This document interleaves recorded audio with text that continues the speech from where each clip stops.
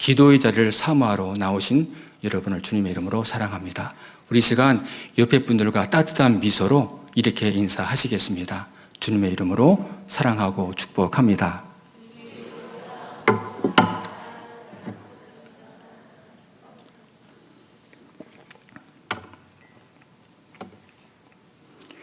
오늘 말씀을 전하기 전에 잠깐 한 인물을 소개하고 말씀을 시작하려고 합니다.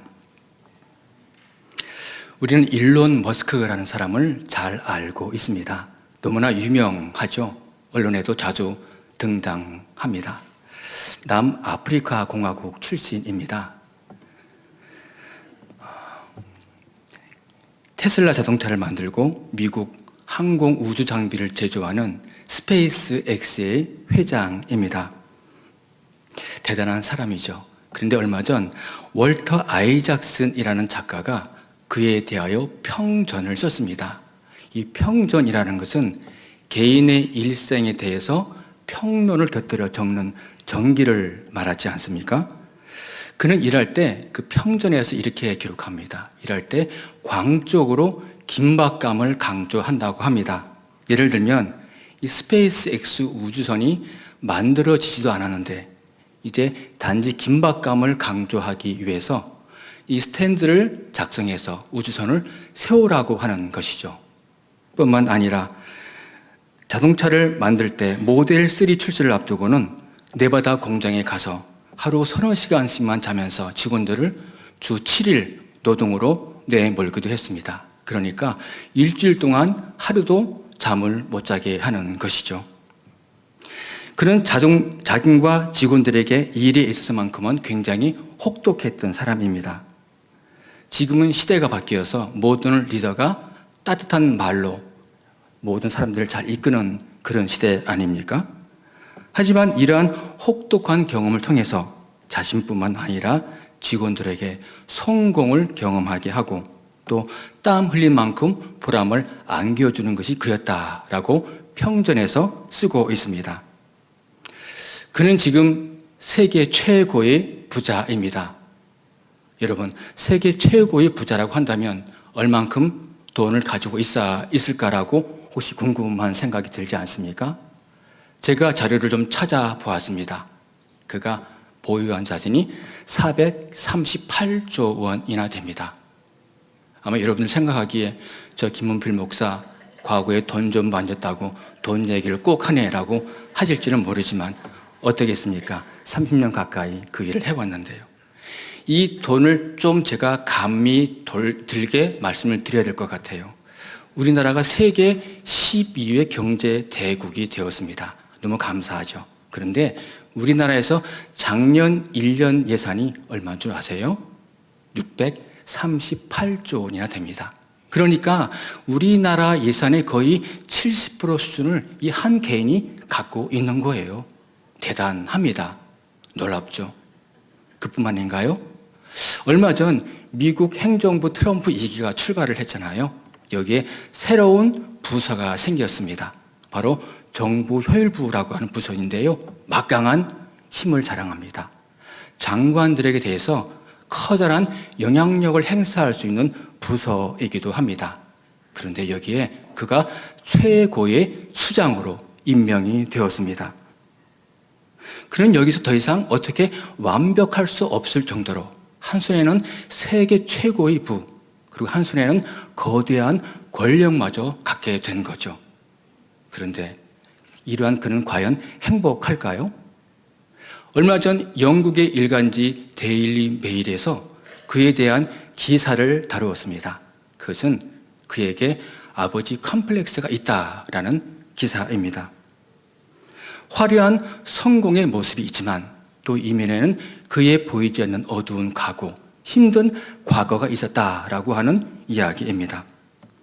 그는 자신의 아버지를 극도로 혐오합니다. 악마가 만들어낸 끔찍한 인간이라는 말을 공공연하게 합니다. 그 이유는 초등학교 때 자신이 학교 폭력을 당해서 병원을 다녀왔음에도 불구하고 아버지라고 하는 사람이 잘 보듬어 주기는커녕 이 멍청한 놈, 쓸데없는 놈, 당장 집을 나가버려 라고 하면서 소리 지르며 1시간 넘게 자신을 혹독하게 학대했다는 겁니다. 이 사건 이후 그는 버림받는 걸 굉장히 두려워하는 소년이 되었습니다. 그에겐 가족 갈등이 끊이지 않고 있습니다. 결혼 그리고 사실혼을 거듭했고 원만하게 끝난 경우가 없습니다. 지금도 양육권 분쟁에 휘말려 있습니다. 둘째 아들 여성으로 성전환했습니다. 그 아들마저 자신과 마찬가지로 자신의 아버지에 대하여 이렇게 이야기합니다. 만사를 자기 뜻대로만 하는 비열한 인간이라고 말이죠. 그러면서 미국을 떠나겠다라고 선언합니다. 이런 이유 때문일까요? 그런 엄청난 재력을 바탕으로 트럼프 가족을 대리 가족으로 삼았습니다. 트럼프 대통령의 손녀들에게서는 이미 삼촌 소리를 듣고 있습니다. 무슨 이유 때문일까요? 어릴 적 아버지로부터 호된 질책을 당했던 그는 그 이후부터 늘 되뇌어온 말이 있습니다. 그것은 나는 결코 혼자가 되지 않을 거야 라는 말입니다. 그에게는 늘 두려움이 있었습니다. 그것은 자신의 아버지 그리고 가족들에게서 버림받는 것이죠. 그 두려움은 엄청난 재력을 바탕으로 트럼프 품에 안기게 했다라고 그 일간지는 보도하고 있습니다. 여러분, 이 이야기가 우리에게 무엇을 의미하게 할까요? 그는 말 그대로 성공한 인생이었죠. 누가 봐도 객관적으로. 하지만 그 성공한 인생, 그것이 바로 개인의 온전함을 말하지 않는다라는 사실을 우리에게 알려주고 있지 않나요? 오늘 본문에도 보면 아버지에게서 그리고 형제들에게서 버림받은 한 사람이 등장합니다. 바로 사사 입다입니다. 그는 큰 용사였습니다. 그러나 기생이 낳은 아들이었습니다. 우리가 읽은 본문 1절 보면 길르앗 사람 입다는 큰 용사였으니 기생이 길르앗에게서 낳은 아들이었고 라고 말씀합니다. 서자였습니다. 사생하였죠. 그래서 그의 이복 형제들은 그에게 이야기합니다. 너는 다른 여인의 자식이기 때문에 우리와 같이 기업을 이룰 수 없다. 그러니 여기서 나가라고 이야기하면서 그를 쫓아내게 됩니다. 그 당시 공동체에서 쫓겨난다는 것, 어떤 의미일까요? 사사시대가 지금으로부터 약 3,000년 전입니다. 청동기 시대를 지나 철기 시대를 앞둔 그런 정말 오래전 시절이었죠. 그렇다면 그 시대에서 공동체를 떠난다는 것은 어떤 의미입니까? 그것은 곧 죽음과 같은 것이죠. 오직 힘만이 자신과 가족 그리고 부족을 지킬 수 있는 그런 시대 아니었습니까? 이스라엘 민족을 히브리인이라고 합니다. 그 뜻은 강을 건너온 자라는 말입니다. 그것은 과거 종이었고 노예였다라는 그런 의미 아닙니까? 뿐만 아니라 광야에서 자신들의 선조가 어떻게 힘들게 살아봤는지 이야기를 통해서 잘 알고 있을 것입니다. 그들의 현재 모습 어떤가요? 블레셋 그리고 암몬 족속에게 둘러싸여 매일매일 생명과 안전의 위협을 받고 있는 그들 아닙니까? 그러함에도 그는 입다, 이 자신의 형제를 쫓아냈습니다. 사사기 마지막 장, 마지막 절에서는 이렇게 말씀합니다. 사람이 각기 자기의 소견에 옳은 대로 행하였더라. 이것이 그들의 모습이었습니다. 결국 그는 형제들 피해 돕이라고 하는 땅에 피해서 잡류가 그에게로 몰려들었다라고 성경은 말씀합니다. 본문 성경의 줄거리를 잠깐 말씀드리겠습니다. 그 당시 길르앗 땅에 거주하는 이스라엘 백성들은 이 암몬 자손에게 20년 가까이 늘 괴롭힘을 당하고 있었습니다. 암몬 자손들이 쳐들어오자 길르앗 장로들은 돕 땅으로 입다를 찾아가서 그에게 이야기합니다. 입다는 이 부탁을 받고 길르앗 장로들에게 이야기하죠. 너희가 나를 쫓아낼 때는 언제이고 이제 와서 나에게 도움을 요청하느냐라고 말입니다. 하지만 결국 장로들의 요청대로 암몬 족속과 전쟁을 하게 됩니다. 그런데 우리가 아는 것처럼 입다는 이 전쟁 전에 하나님 앞에서 서원을 하게 됩니다. 우리 11장 30절, 31절 같이 읽겠습니다. 시작.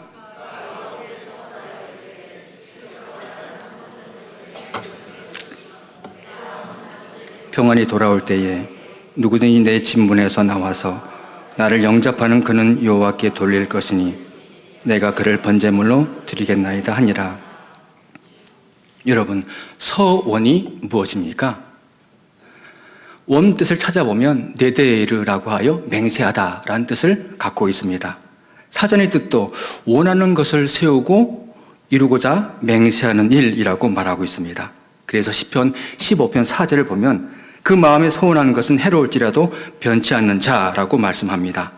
전도서 5장 4절과 5절을 보면 내가 하나님께 소원하였거든 갚기를 더디게 말라. 하나님은 우매자를 기뻐하지 아니하시나니 소원한 것을 갚으라. 소원하고 갚지 않은 것보다 소원하지 아니하는 것이 나으니라.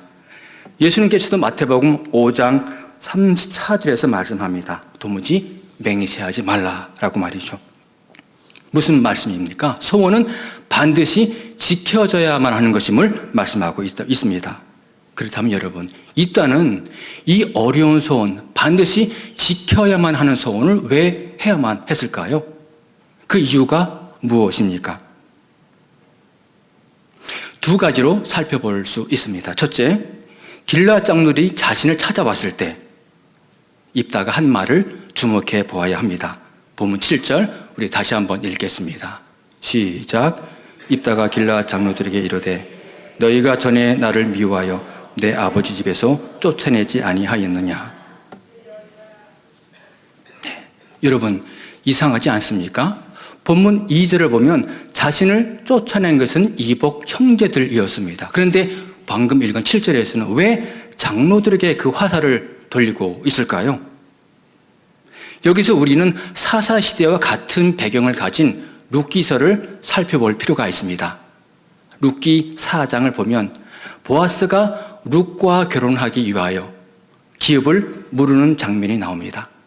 그는 성읍장로 10명을 청하여 그 앞에서 이 나오미 소유인 밭을 사는 장면이 나옵니다.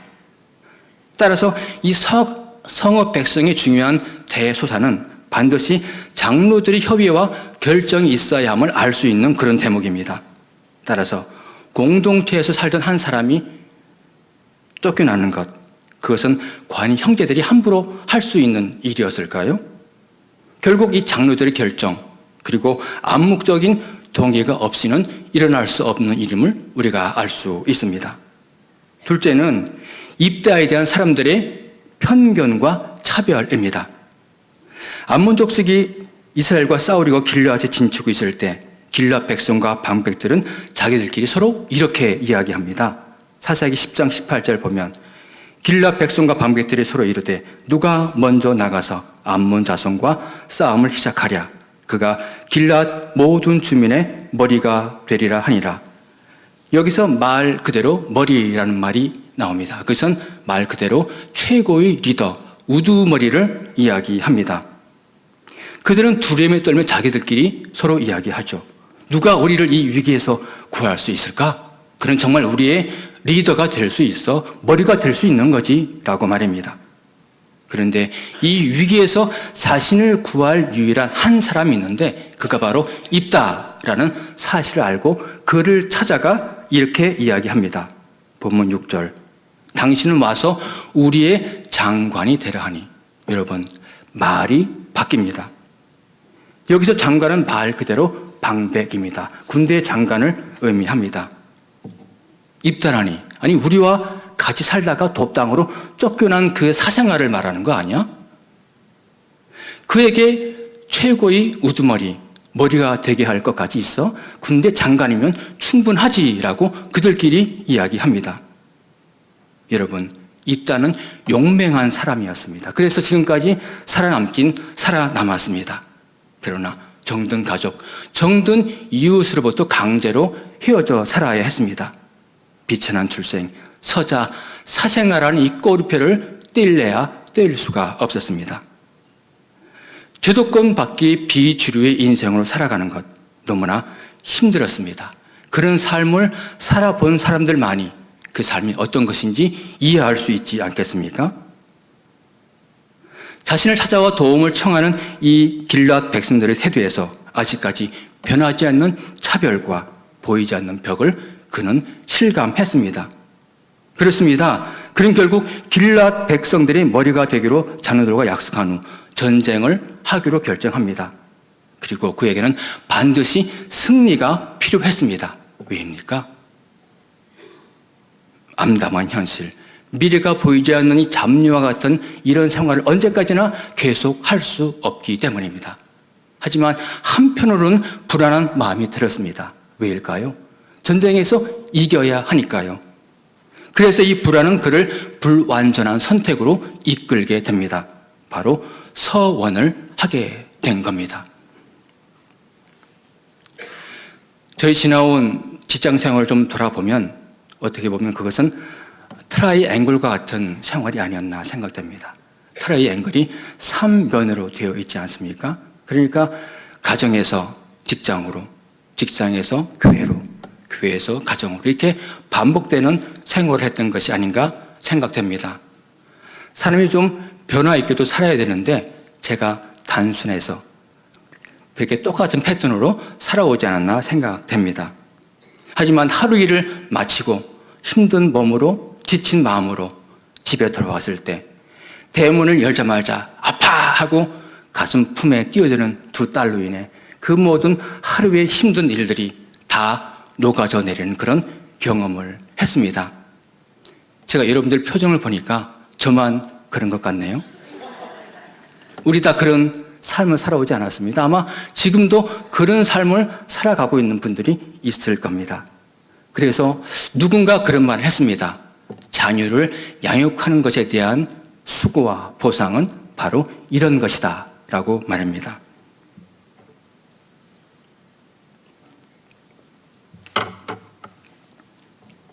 한국대학생 선교회 CCC를 창설하신 분이 있습니다. 바로 김준곤 목사님입니다. 오래전에 돌아가셨습니다. 그분이 생전에 책을 몇 권 쓰셨는데 그 중에 한 권, 딸의 죽음, 그 존재의 제로섬이라는 책이 있습니다. 그 책을 보면 목사님에게 신희라는 이름의 딸이 있었습니다. 그 딸은 만 29세의 젊은 나이로 3살 그리고 5살 낸 두 딸과 남편을 남기고 일찍 세상을 떠났습니다. 병이 너무 늦게 발견되었습니다. 81년 말 개복 수술을 받았을 때 이미 위암 말기였습니다. 암이 온 몸에 퍼졌습니다. 의사의 말에 의하면 다시 덮을까 하다가 수술은 그대로 진행되었고 많은 장기를 제거했습니다. 사랑하는 딸의 최대 공포는 참을 수 없는 극한의 고통이었습니다.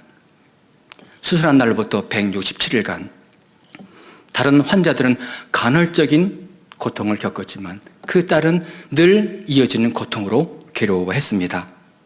집에 있을 때 깊은 밤이면 식구들에게 방해가 되지 않도록 거실에 홀로 나와 몸을 비틀며 울며 애통하는 그 딸의 모습을 아버지는 그냥 지켜볼 수밖에 없었습니다.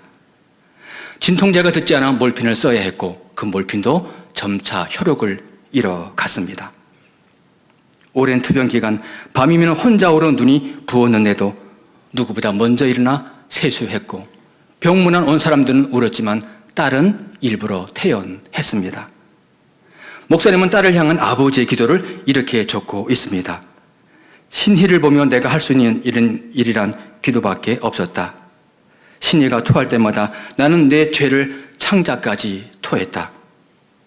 자나깨나 그리고 앉아나 서 있을 때에도 주님과 신희의 이름을 번갈아 부르며 마치 숨쉬듯 기도했다.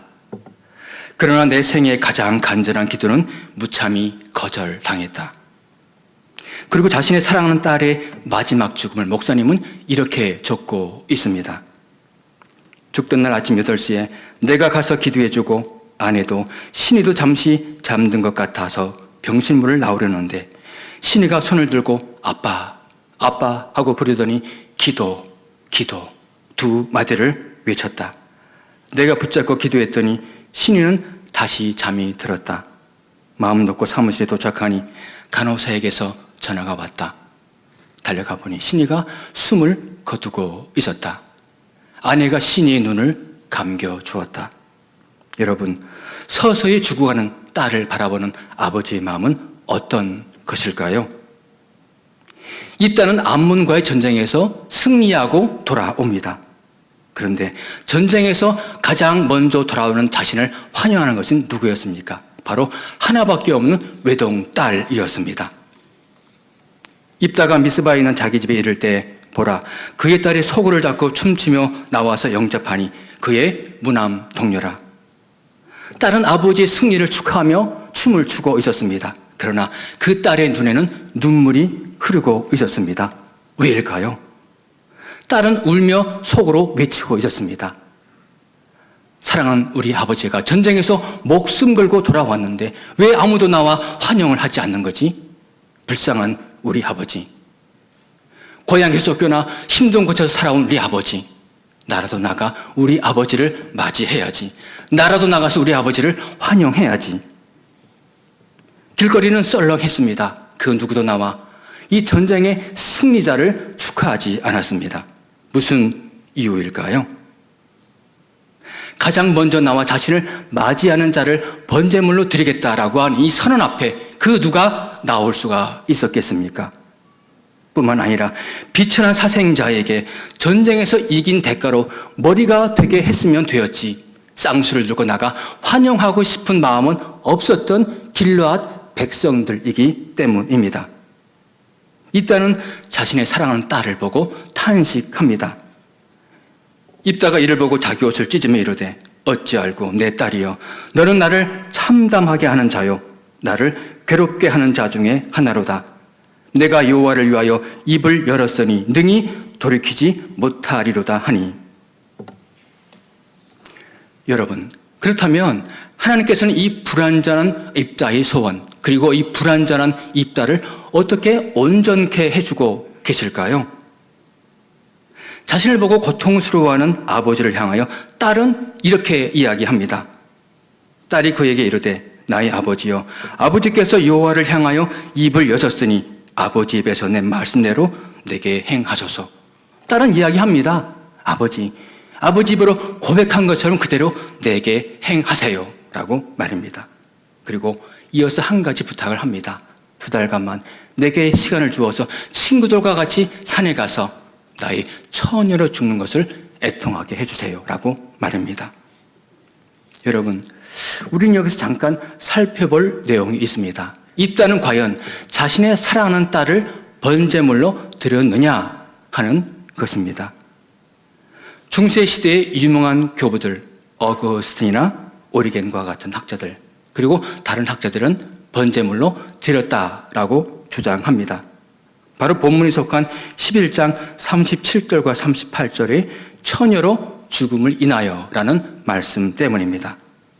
그러나 최근에 또 다른 학자들은 제물로 바쳐진 것이 아니라 평생 성막에서 수종들도록 하나님께 드려졌다라고 주장하기도 합니다. 그 근거로 신명기 12장 31절을 보면 인신제사를 엄격히 금하고 있고 레위기 27장 2절에서는 사람을 번제로 드리기로 소원했을 때 그 값을 돈으로 계산하여 바치도록 규정하고 있는 속전 그리고 사무엘처럼 성전 봉사자로 드리는 2가지의 방법이 있기 때문입니다. 우리가 읽은 11장 39절에 보면 딸이 남자를 알지 못하였더라 라고 되어 있지만 세번역 성경에는 남자를 알지 못하고 죽으니라 라고 기록합니다. 그러나 원문에는 죽음이란 단어가 없습니다. 38절에도 보면 처녀로 죽음을 인하여 라는 말을 NIV 영어 성경에서는 내가 결혼하지 못한 것 때문에 라고 번역합니다. 뿐만 아니라 킹 제임스 버전을 포함한 다른 영어 성경에서도 이 부분을 버저너티, 처녀성으로 기록하고 있습니다. 그러나 여러분, 입다의 딸이 어떠한 방법으로 하나님께 드려졌느냐라고 하는 것이 우리가 꼭 반드시 알아야 할 내용은 아닐 것입니다. 그런데 만약 여성을 성전 봉사자로 드렸다라고 하는 경우라면 결혼을 하지 못합니다. 성막에서 일을 하며 처녀성을 유지해야 하기 때문입니다. 그렇다면 여러분, 여기서 이 처녀성은 무엇을 의미하는 걸까요? 순결함 아닙니까? 거룩함이죠. 온전함입니다. 입다의 딸은 아버지에게 이렇게 고백합니다. 아버지 입에서 낸 말씀대로 내게 행하소서. 아버지 입에서 낸 말씀대로 내게 행하소서. 여러분, 만약 입다에게 사랑하는 딸의 이 순결한 처녀로 드려지는 이 순장함이 없었다면 어떻게 되었을까요? 입다의 잘못된 소원이 어떻게 온전해질 수 있었을까요? 그의 불완전한 모습이 어떻게 감춰질 수 있었겠느냐라고 하는 것입니다. 여러분, 입다라는 이름의 뜻이 무엇입니까? 여호와께서 태를 여셨다라는 뜻 아닙니까? 그 당시 가나안 땅, 여성의 최고의 목표가 무엇입니까? 출산이었습니다. 아이를 많이 낳는 다산이었죠. 그리고 아이를 낳은 어머니의 그 감사한 마음이 입다라는 이름으로 지었을 수도 있을 것입니다. 그러나 이것보다 더욱 중요한 한 가지의 사실이 있습니다. 그것은 입다의 딸이 순결하고 성결한 처녀로 자신을 드렸을 때 이 불완전한 입다가 온전함으로 거듭나게 되었다는 사실입니다. 로마서 5장 19절에서 말씀합니다. 한 사람이 순종하지 아니함으로 많은 사람이 죄인 된 것 같이 한 사람이 순종하심으로 많은 사람이 의인이 되리라.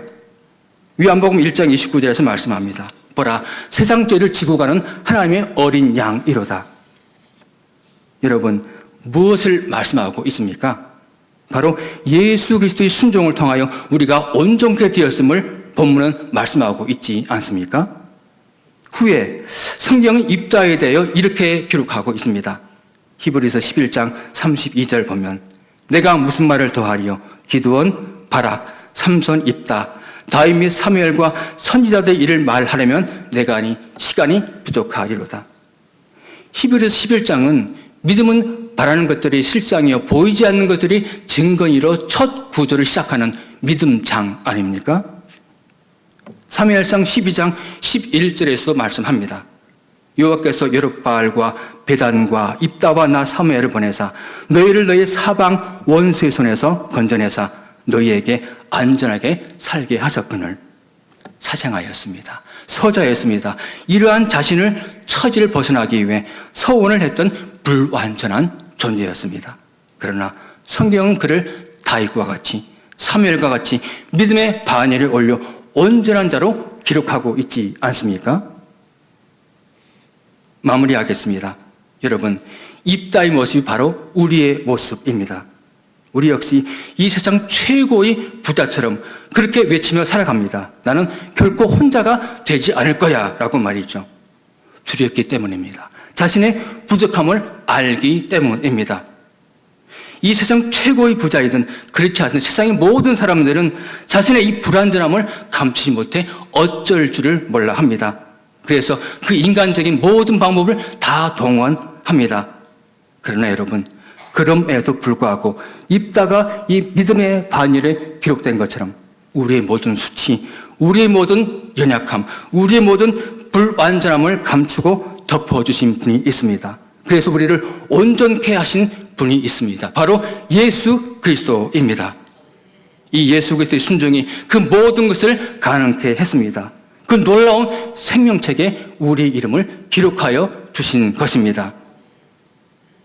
따라서 우리는 어떻게 살아가야 합니까? 우리 삶에 순종함이 있어야 합니다. 먼저 말씀에 순종하십시오. 그대로 순종하며 나아갈 때 우리는 오래 하나님의 일하심을 볼 수 있지 않겠습니까? 뿐만 아니라 말씀을 따라 부부간에 서로 사랑하고 순종하십시오. 부모님께 순종하십시오. 그리고 교회에서 목사님의 말씀에 순종하는 이러한 역사가 있기를 주님의 이름으로 축복합니다. 하나님께서는 이러한 우리의 순종의 삶을 통해 하나님의 의를 이루어 가신다는 사실을 믿으시기 바랍니다. 이러한 순종의 은혜가 저와 여러분의 삶에 충만하시기를 예수님의 이름으로 축복합니다. 우리 찬양하시겠습니다.